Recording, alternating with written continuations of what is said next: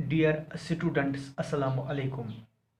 12th class business studies के previous lecture में हमने डायरेक्टिंग पर बात की और आज मेरा टॉपिक है principles of directing.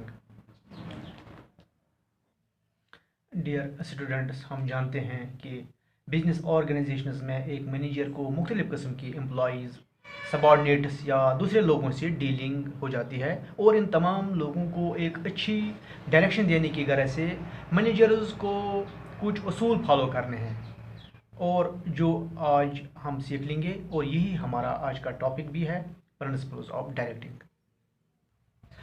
In any enterprise or business organization, a manager has to deal with people with diverse background and expectations. Hence, providing effective directing to these people becomes a challenging task for the management. For the attainment of organizational objectives, a manager has to follow the guiding principles which you see here, and I will explain them one by one, inshallah. सबसे पहला principal जो है maximum individual contribution. Maximum individual contribution इस principal के मुताबिक directing की मदद से एक इंडिविजुअल, एक एम्प्लॉई अपना पूरा पोटेंशियल इस्तेमाल करता है ताकि ऑर्गेनाइजेशनल गोल हासिल हो सके।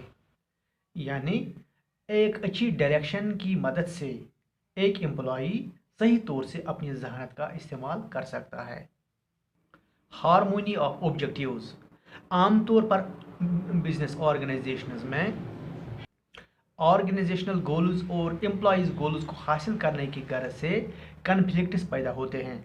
मिसाल के तौर पर एम्प्लॉयज़ एक अच्छी सैलरी का मुतालबा करते हैं, लेकिन बिजनेस ऑर्गेनाइजेशंस एक अच्छा मुनाफा हासिल करना चाहती है और इस पस मंज़र में डायरेक्टिंग की मदद से हार्मोनी पैदा हो सकती है और दोनों साइड्स सेटिस्फाई हो सकते हैं।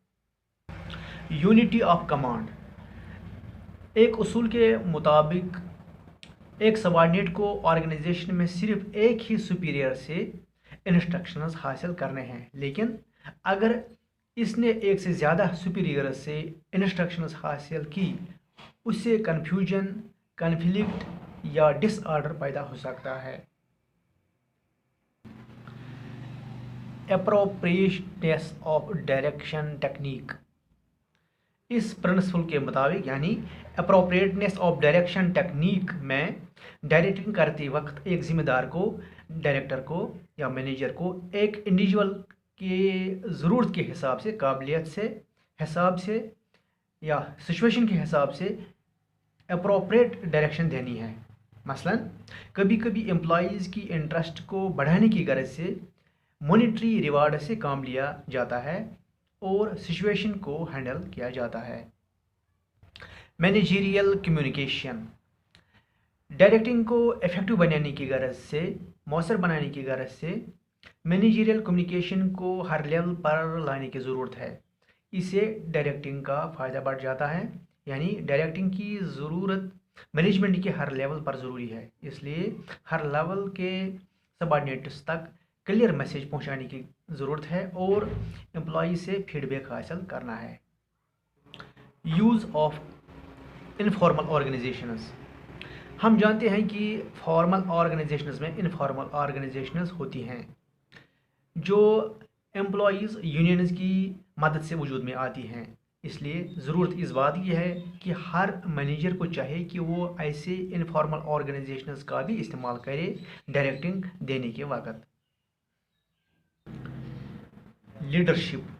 इस उसूल के मुताबिक जब एक डायरेक्टर या मैनेजर अपने सबॉर्डिनेट्स को इंस्ट्रक्शंस देने जा रहा हो, इसको चाहे कि वो एक लीडर की हैसियत से एक्ट करे ताकि वो सबॉर्डिनेट्स तक अपनी इन्फ्लुएंस पॉजिटिव तरीके से पहुंचा सके और कोई डिससेटिस्फैक्शन उनके बीच न आ जाए। Follow through. इस उसूल के मुताबिक एक मैनेजर को सिर्फ इंस्ट्रक्शंस या गाइडेंस ही नहीं देनी है, बल्कि मैनेजर को चाहे कि वो देखे जब इंस्ट्रक्शन इसने दी क्या एम्प्लॉयज़ इस पर अमल कर रहे हैं या नहीं। अगर इस दौरान कोई प्रॉब्लम उनको फेस करनी पड़ेगी اور ضرورت کے حساب سے اپنے ڈائریکشن کو وہ چینج بھی کر سکتا ہے تاکہ سبارڈینیٹس کوئی دقت محسوس نہ کرے. This was all about principles of directing. Thanks.